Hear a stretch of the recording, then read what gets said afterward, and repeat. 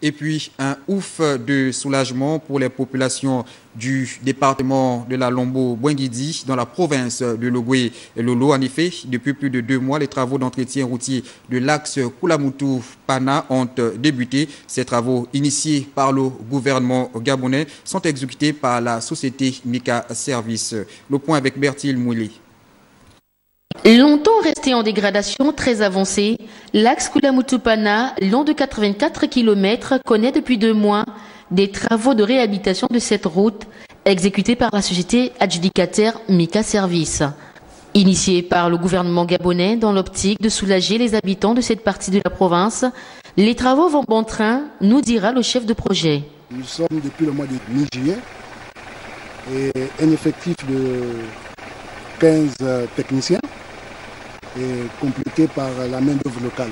Nous avons pour tâche à faire l'ensoleillement, la remise en forme de la route, du rechargement partiel, nettoyage des bus, nettoyage des lits de rivière. À ce jour, nous avons 30 km de remise en forme sur 25 km d'ensoleillement et du rechargement partiel.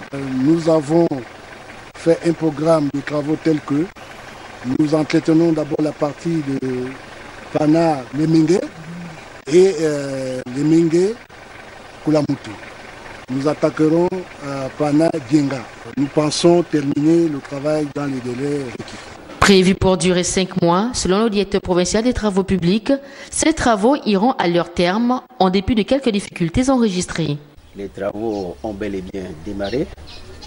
Les populations n'ont aucune inquiétude à se faire. Les travaux iront à leur terme, en dépit des pluies qui vont certainement arriver incessamment. La difficulté qu'on a sur ce chantier en ce moment, c'est le problème d'approvisionnement en latérite.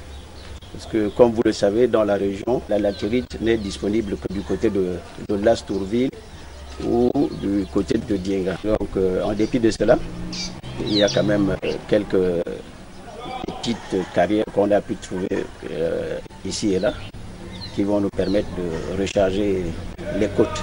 Il faut dire que ces travaux ont permis de mettre à nu 2 profonds ravins situés l'un entre Bouyé-Bamengui et l'autre en plein village d'Ivélé, menaçant ainsi toute vie humaine et animale, véritable danger pour la circulation automobile.